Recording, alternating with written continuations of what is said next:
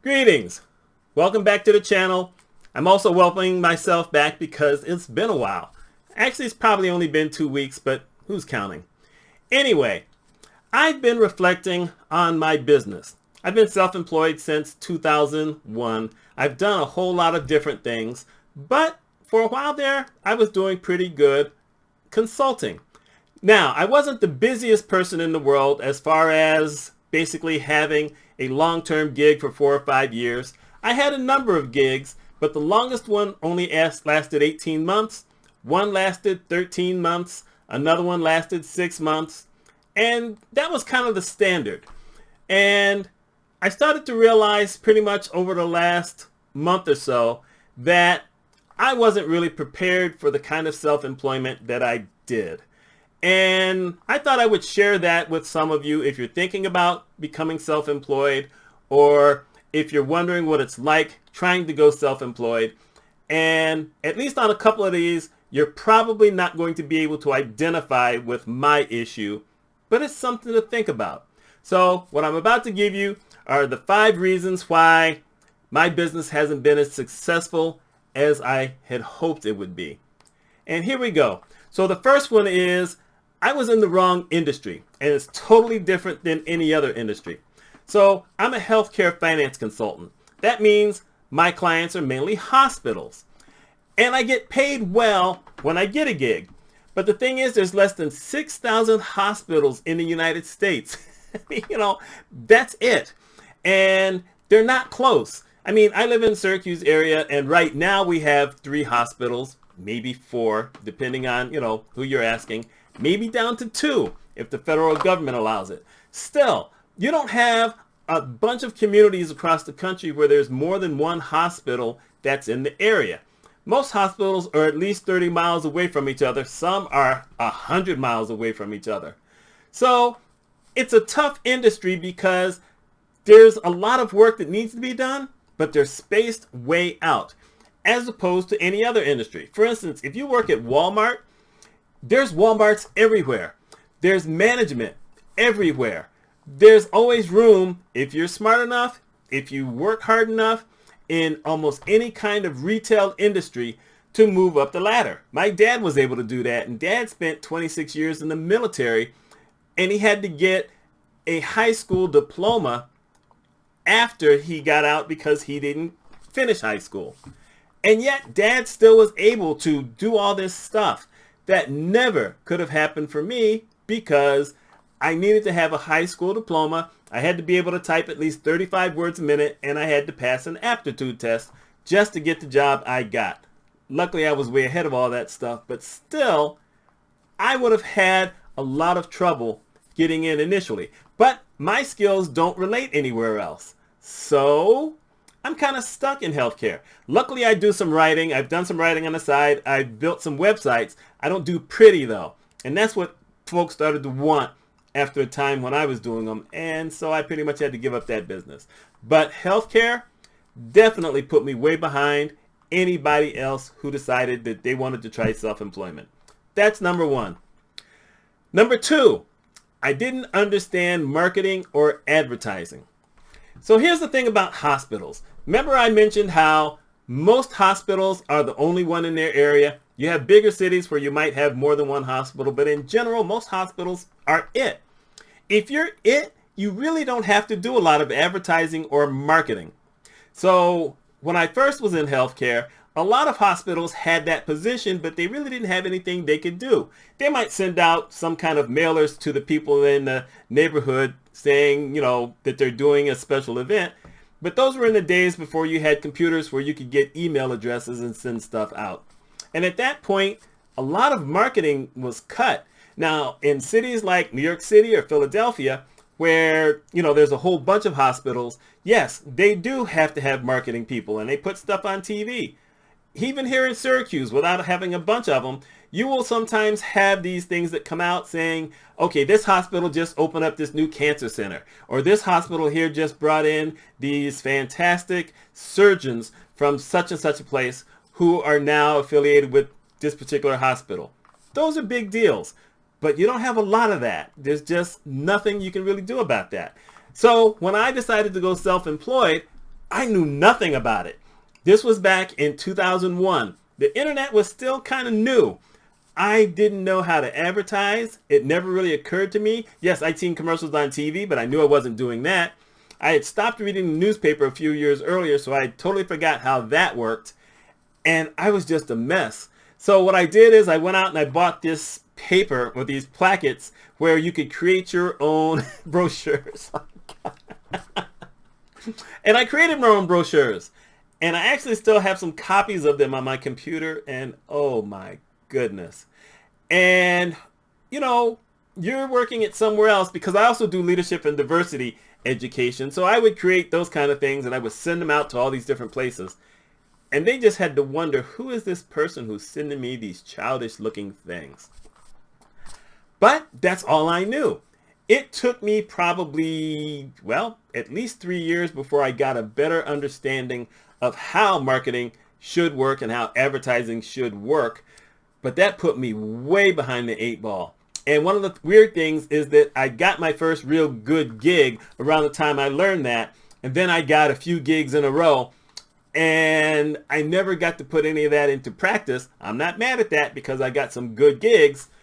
But because I never put it into practice, I never thought about it again. So when my last really good gig ended, I was like, well, okay, now what do I do? So that was bad.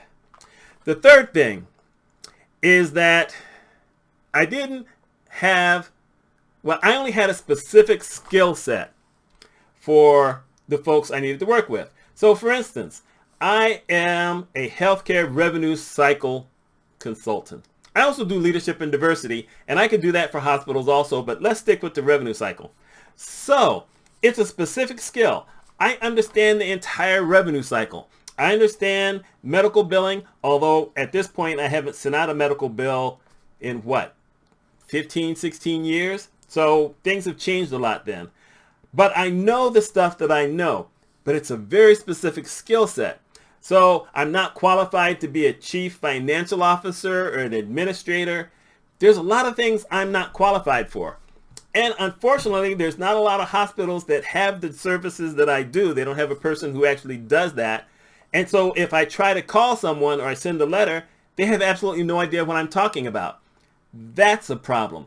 That's a problem for them, but it's also a problem for me, because, you know, the people who can hire me are folks who, for the most part, don't know what I do. Even when I explain it to them, they don't understand. That's bad. That doesn't happen a lot in traditional retail businesses. It doesn't happen in an accounting business. It doesn't happen almost anywhere else, because those folks know their stuff. Healthcare is a different animal. That's how come some of y'all get $800, bills where aspirin is at $800. It ain't supposed to be that, but that's why, because they hire a lot of folks who don't understand that, and they're hired by people who don't understand that. That's an interesting lesson to learn so that you can protect yourself. The fourth thing is that I didn't manage my finances properly during the years where I made tons of money. So here's the thing, and this is not bragging, this is just the truth. I had a 2-year period where I made over $400,000. I was doing really well. I paid taxes, but I didn't pay enough taxes. I didn't know that I should have had an accountant, because I didn't know anybody who had an accountant. So I did it myself. I went out and bought one of those kits. I can't even remember what they're called now. Maybe it was a TurboTax or something else. But I just popped stuff in. It was really more for personal taxes, not for business taxes. And I was a registered business. I wasn't incorporated at that time. And that turned out to make a big difference later on. But I had no idea. So I bought myself a car with a check. I bought my ex a car with a check. Brand new cars, not used, brand new. And next thing you know, I get this bill. Pretty much, maybe I'll say the first bill I got was 3 months after my last really good gig ended, where they wanted all this money. And I said, wait, I paid a bunch of money. Didn't know that you moved into a new tax bracket when you made that kind of money. And me and my ex were filing as married, which means our income was even higher. So there was that. And then after I paid off, or got close to paying most of that off, I got another bill. It's like, oh my goodness. I was able to catch up on all that, but had I known that at the time, I would have saved money because I wouldn't have had to pay interest, and I would have budgeted my money to last better, because that was one of the issues I had. I was spending money thinking this was all my money to spend, and it was a bad thing. So if you decide to go into business for yourself, you probably need to get an accountant or a money manager early on to at least talk to, so that you understand some of those things before you get yourself into financial trouble. And by the way, I went to this place that was called SCORE in the area, where they were supposed to talk to people who were going into business for themselves and give them ideas and tips on different things, which was supposed to include financial information. And nobody ever brought it up. Yeah, that was really helpful, wasn't it? But that was one of those kind of things. And had I known about that at the time, then that would have helped me to easily get through the problems that we had back in 2008 and 2009, when the economy, the stock market had crashed. I mean, it had gotten down to around $6.50. I lost a bunch of money that I had been investing because the guy who was handling my account, he left and never sent me a letter. So I had no clue about that either. Whew, boy, that was tough. But that's one of those kind of things where you need to know about that. I was watching an interview with Kevin Hart where he mentioned that when he got his first big money, he got a check for $500,000. He thought he had all this money. He was getting ready to go spend it all. And his manager told him, no, you actually don't have that. Actually, it was his agent, because he ended up firing his manager. His agent told him, you really don't have all that money. He says, what do you mean? He says, well, you were getting, different money. You were getting these checks for $25,000, all this other kind of things, but you were spending it all. You didn't pay taxes on any of that. And right now you got this $500,000 check, but you probably owe a lot more than that. So he went to an accountant, found out he was over $1 million in debt to the federal government, and they added interest. And so he fired his manager, because the manager was supposed to be managing the money and wasn't. And he got a different manager. His agent didn't mention it because he asked, how come you didn't tell me? He says, I made an assumption because you were getting all the checks and you were paying me that you knew all this stuff. You're the businessman. I'm the guy who helps you get the gigs. So he didn't fire him. That's a scary thing. And it happens all the time. So it's best to get a money manager or an accountant, someone to talk to you about your money. And the last thing is that when you're in an industry and you've been at a certain level, even if you decide to go work for yourself, you sometimes have this issue in your mind where the people that you have to talk to, because they're the ones who have to hire you, are still in a position that's higher than yours, even if you're incorporated and you are officially president and CEO of your corporation. So for me, I needed to talk to people who were CFOs, chief financial officers, or some of them were called administrators of finance. And it wasn't until maybe a few years ago when it hit me, I said, wait a minute, I've turned 60 years old. I've been president and CEO of my own corporation. I've got the paperwork and all this other kind of stuff. And I'm scared to call a chief financial officer, not only because I know they're never going to answer the phone, which they don't do, but because that's the department that I, reported to. That's the office, that's the position that I had to report to when I was a director in the hospital. And I had to report to that position, even if quite often they had no idea what I was talking about. They just basically red lit everything I did, or green lit, I guess, the green light. They let me do whatever I wanted to do because I was bringing in more money and I was saving them a lot of money on the other side and doing a whole lot of stuff that they ended up not having to hire anyone else to do. I would have loved it. They'd give me more money just to do all of that, but that's life. Sometimes your own mind holds you back because that's how you think of things. And that's been a bad thing.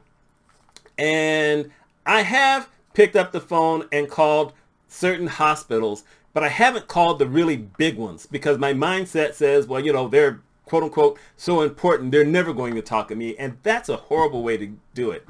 If you're going to be self-employed, you have to kind of be ready to pick up the phone or send emails or send letters. I'm bad on the phone. I mean, I'm bad as far as a first connection on the phone. I would rather send something out and say in there, I'm going to call you in a week or two, something like that, so that I've already opened up the door, whether they get it or not, because you never know if the secretary or whomever is the gatekeeper is going to share that with someone. You hope by putting in that thing saying I'm going to call, it's going to help. It's never helped. But, that can happen. Even though, like I said, hospitals aren't necessarily close in the area, there's probably 20 hospitals within 2.5 hours of me. Now, that's a long haul, but I consulted in a hospital in Memphis. I live in Central New York. I consulted at a hospital in Memphis. I consulted at a hospital in Reno, Nevada. I consulted in a hospital down in Pennsylvania. So I've been to some hospitals that are a lot further. I consulted at a hospital in New York City. So it's not like I haven't traveled, but, there's some other hospitals. Those are the ones I'm going to be working on a lot more over the rest of this year, trying to see if I can get some of those folks to at least talk to me. Because if I can't get them to talk to me, well, what makes me think I can get anyone else? And I know there's certain areas I'm not going to go to. I'm probably not going to contact the hospitals in Buffalo and Rochester. I know those hospitals a little bit better. I've tried to contact the hospital, the one major hospital here in Syracuse, or one of the major hospitals, one that I used to work at. But I also know the people who are actually in charge of that hospital. I don't know them personally. I just know who they are, and I've seen them. And they're never going to talk to me. And now that they're trying to merge with this other hospital, I know they're not going to talk to me. Still, you never know. Anyway, those are 5 things that I needed to know before I got in. I didn't know, like I said, the internet was a totally different thing back then. But there's some of the things that if some of you are going to be unemployed, no matter what industry you're in, like I said, that first one isn't going to apply to almost anybody else unless you're trying to be a healthcare consultant. But for the rest of those, I think that is pretty good information for everybody. And in case you were wondering how come I kept looking over here, it's because I wrote everything down and put it on this thing that I forgot I had. I've had this thing for 20 years and I just remembered before I started doing the video that I actually had it.